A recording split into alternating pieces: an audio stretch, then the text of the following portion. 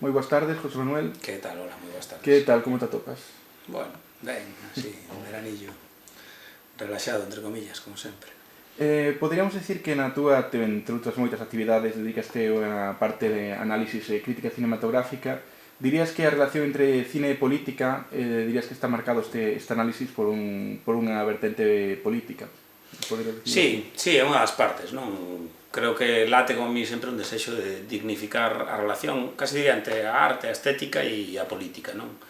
Penso que as rupturas, se existen, teñen que existir a todas as escalas, non só no discurso, sino tamén nas formas, e que tradicionalmente, digamos, ese cine que se asociou á política, xa fora por temas ou por cuestións históricas, non ten formas rupturistas casi nunca, o cal acaban sendo pois melodramas, thrillers ou traballos, digamos, estratificados ou clasificados en xéneros tradicionais e que eluden o máis espinoso que o tratamento político das formas, non? Entón eu teño traballado bastante sobre iso porque sí que creo que é un dos grandes, en realidad é un dos grandes temas da historia do cine e das artes, non? A posibilidade das rupturas, como xurden linguaxes iconoclastas ou de vanguarda, e que o objetivo ten que ser pois esa sinerxia ou ese enlace coa propia historia e coa política, entendida ademais como, bueno, como a relación, non? Entre todas as forzas entente, non? Entre o cidadán, os temas, e non exclusivamente como aqueles temas pois, nos que se reflexan enormes ou grandes feitos políticos, simplemente. Non dirías que paradoxalmente sí que existe un cine que no seu plantexamento político ou argumental é revolucionario, pero que nas formas é o contrario, é clásico ou conservador? Absolutamente conservador e reaccionario. E que tradicionalmente adoita ser o que funcionaba e era, digamos, en termos de marketing vendido como cine político. E como se pode ser conservador nas formas, nas estéticas, en selo no contido? Pois perfectamente, non? Un bebe dunhas tradicións, dunhas fontes, e a creatividade, digamos, que non é patrimonio de todos, non? Por decirlo de alguma maneira.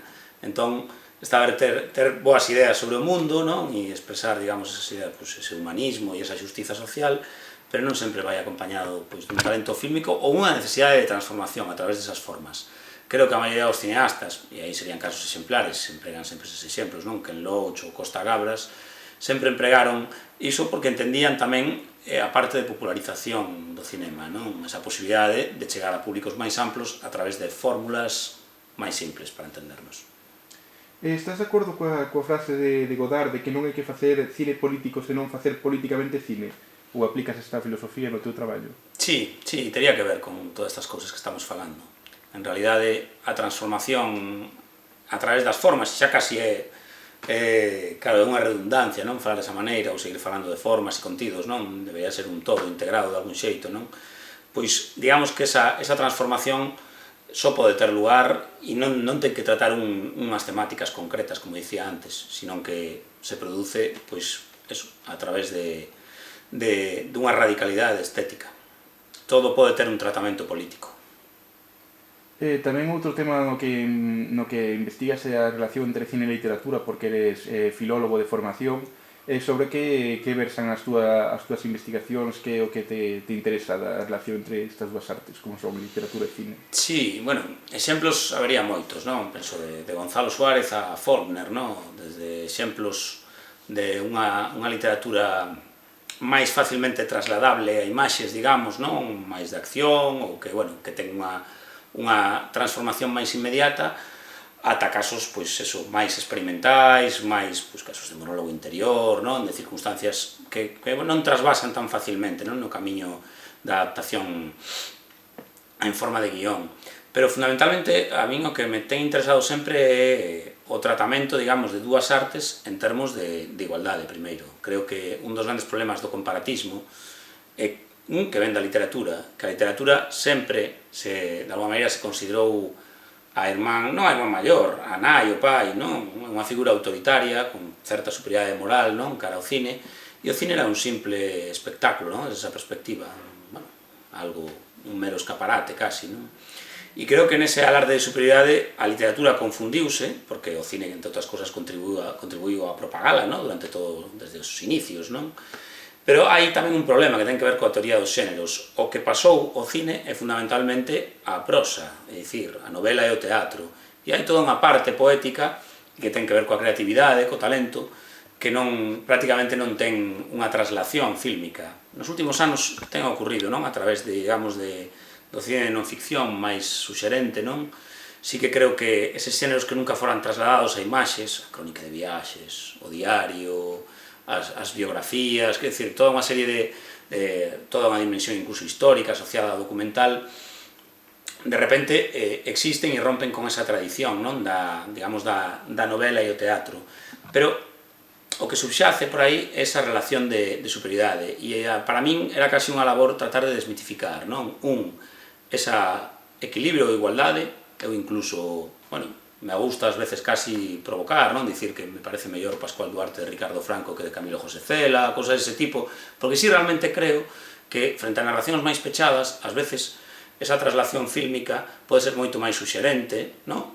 Hai como a idea de que o fílmico é o obvio, non sempre, non? Creo que este é un exemplo, non? Ese Pascual Duarte de Ricardo Franco que se politiza, se traslada a lecturas ou se lanza en distintas direccións, a lecturas moito, a interpretacións moito máis vivas, non? Que a obra de Cela, non? Que ten así un tremendismo moi banal por momentos. E me parecen como exemplos daquilo que parece intocable, non? A alta cultura parece estar constituída ao redor da literatura, non? En boa medida, e Galicia creo que é un caso exemplar nese sentido, non? E a relación co cine sempre é moi traumática, non? E, como digo, para min era casi unha labor de rescate e de recuperación e de estimación do propio cine, non? De aprecio por el, non? E nese sentido, creo que a relación que establece históricamente coa literatura pois ás veces é máis provecta e máis fructífera do que parece. E me interesa, sobre todo, evidentemente, estudiar os casos en que a literatura e o cine se separan máis, quero dicir, aquelas adaptacións nas que os autores deciden exercer a súa liberdade e dar a súa visión desa obra literaria de partida. Entón, para min sempre foi casi unha maneira de ver a especificidade de cada linguaxe e ao mesmo tempo ver que puntos en común podía haber. Efectivamente, hai unha narrativa que hermana, pero non todo o cine ten que ser narrativo e pode empregarse a narrativa simplemente como unha excusa para amosar outro tipo de mundos e de problemáticas moito máis creativos e amplos, non? Bueno, ti supoño polo que dis que és un ávido lector, entón gustaríame que nos dixeras cales serían da inmensa historia da literatura, cales serían os teus referentes literarios, os 4 ou 5 nomes aos que sempre volves. Esas preguntas as que sempre me resisto de alguma maneira, non? Quero dicir que eu son así, teño bastantes dúbidas e me gustan moitas cousas, por decirlo de alguma maneira, non? E costa atopar referencias, non? Pero, bueno, eu, sí, son un ávido lector desde pequeno e aprecio bastante coas súas insuficiencias, non? Creo que a literatura española está dominada por factores históricos, religiosos, por toda unha serie de límites, pero sí que hai toda unha tradición subversiva, non? A partir do libro de Bon Amor, de Diego de Torres, de Quevedo, de toda unha serie de autores que me interesan moitísimo, non?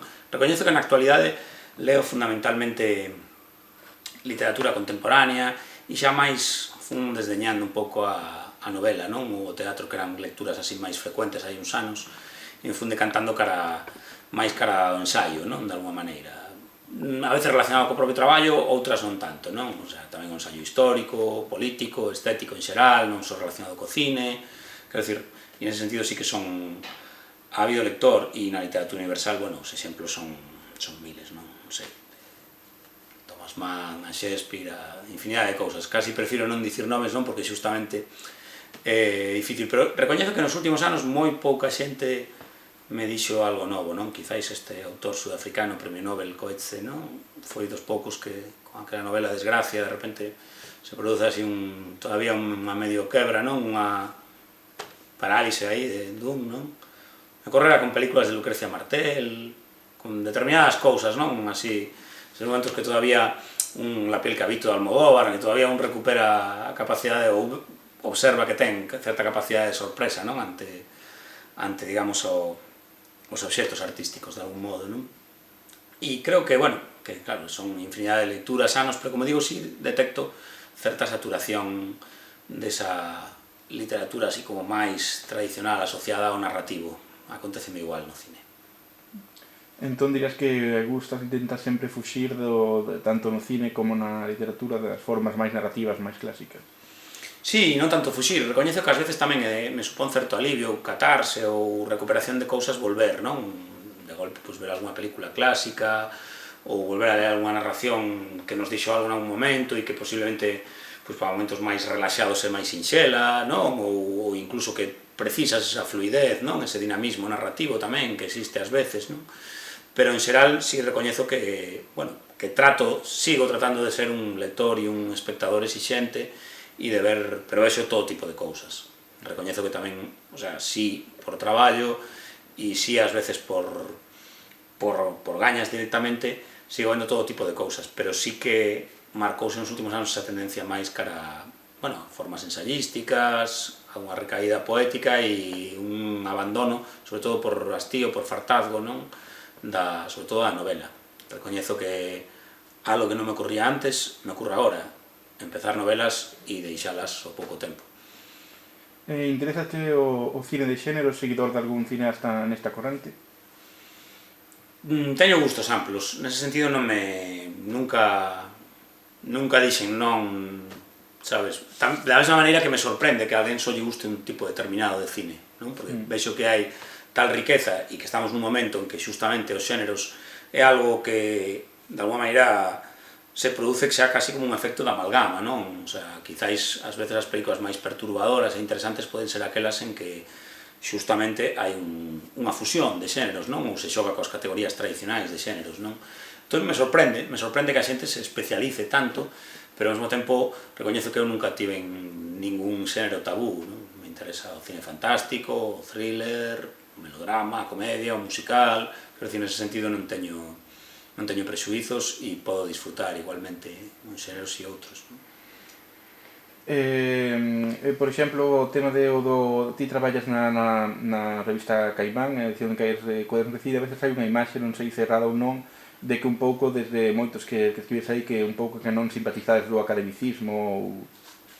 Bueno, eu colaboro, e eu creo que formei parte de certa beta academicista en certo momento, non? Cando un se empeza a interesar por a historiografía e a teoría fílmica, hai unha tendencia, e eu creo que eso a universidade pode chegar a ser terrible, non? Porque sí que convirte en formas estandarizadas as análises, non? Moitas veces, e en moita retórica, e, bueno, creo que se perde a audacia, non? No estilo academicista. E, efectivamente, eu si percibo que en Caimán, con esa querencia que ten, non? Sobre todo por certas cousas das que estamos falando, non? Por certo cine máis transgresor, non? E máis de autor, máis persoal, máis subxetivo. Creo que sí que ten habilidade en moitos dos autores, non? Sobre todo xentes do Consello de Redacción, de fuxir desas formas máis académicas e de tentar establecer unha relación directa co lector. Por iso, da mesma maneira, me sorprenden as críticas que recibe moitas veces, non? Por detractores. Eu sí creo claramente que é a revista máis estimulante española, non? Con diferencia. Posiblemente para uns lectores xa máis avezados, ben é certo, non? Pero sí creo que está por enriba e, sobre todo, que intenta entender as evolucións da linguaxe fílmica. Que está acontecendo, non? Nesta época, nesas persoas que fan cine mundo adiante. Ou xa casi diría dentro dese conglomerado audiovisual que fan audiovisual mundo adiante. Pareceme moi interesante nese sentido. E da mesma maneira, claro, hai autores que non teñen a habilidade, ou críticos, quero decir, de fuxir dese academicismo. Pero bueno, creo que é necesario, non? O academicismo, entendido no peor sentido, é diría, un cemiterio da imaginación, non? Da imaginación creadora e da capacidade analítica máis audaz, moitas veces, e iso é terrible. Consideras que o que sería o espectador medio español actual faltalle educación cinematográfica? Crees que faría falta incluso desde a infancia unha educación máis no audiovisual para poder comprender diferentes sensibilidades audiovisuais? Posiblemente, non? Tamén me daría medo que podería exercer ese ensino, non? Eu son non detractor do ensino, non? Sí que creo que a cultura, o coñecemento, a aprendizaxe son fundamentais nunha sociedade, evidentemente, e non como aqueles que nos gobernan e que contribúen a esmagala constantemente, non? Pero sí creo que como ferramenta crítica é absolutamente necesario. E creo que estamos nun estado no que os rapaces teñen unha capacidade de absorción e de coñecemento posiblemente superior á maioría dos adultos, non? No sentido que están sendo as primeiras xeracións nas que directamente se exercen, no, esa ferramenta como unha parte inseparable de un, e o audiovisual é aí indisoluble, non? O sea, totalmente, como decía, inseparable, non? Destas xeracións, destes cativos, non? E sempre defendín a idea de que, igual que a música, que as artes plásticas, que o audiovisual tiña que formar parte, non? Da escola. E nese sentido, incluso a través do propio traballo do CEGAI, hai un programa didáctico que exerce unha compañeira, no que precisamente se están mostrando resultados. O sea, cando hai un coidado especializado, profesional e demais, e o cine se arrima ás aulas, digamos, sí que existe unha posibilidade de estimular a creación e de achegar ferramentas críticas a algo hoxe pois que está en todas partes e que posiblemente ás veces non permite separar, non? O calidades e ter unha sensación, ou, bueno, unha percepción máis crítica que permite, entre outras cosas, reflexionar ao cativo, ao alumno, neste caso. En alguna ocasión ti apuntaches, como interesado tamén que eres no audiovisual que se fai en Galicia, que o cine galego é algo casi inexistente, salvo algúns casos illados, e sometido a estruturas precarias do cinema español. Entón, por que falar dun novo cinema galego con esta etiqueta? Sí, bueno, primeiro é unha etiqueta provocadora e, sobre todo, que trata de difundir, non, a obra dos seus creadores. Eso como primeira consideración. Pero logo, sí é verdade que o que se tratou aquí de transformar nunha industria sempre foi bastante precario e dependente das estruturas do propio cine español, a súa vez precarias, ademais, ou vendebles, non? Que eso me parece fundamental para entendelo. Creo que non se desenvolveu un cine propiamente galego, no sentido de amosar cuestións identitarias, culturais, históricas, é dicir, aproveitouse, digamos, sí que houbo, e creo que houve unha inversión notable con respecto a outras comunidades, non? No caso galego, é dicir, sí se considerou fundamental, como se dicía entón, na época, digamos, que todos chamamos, ou damos en chamar fraguismo, época de Fraga como sector estratégico, non? Audiovisual. Pero, sin embargo, creo que non, digamos que non, eso non desenvolveu unha industria real, non? Sino un sumum de filmes bastante dependente desas estruturas, bastante endeble industrialmente, que non funcionou na maioría dos casos, hai moi poucas salvedades, e que nese sentido resultou decepcionante. E creo que frente a iso chega pois un novo, eso que demos en chamar algúns, novo cine galego, como digo así con bastante ironía, non? Pero que sí respondía a algo real e era o talento indiscutible de xente que traballaba con outras estruturas.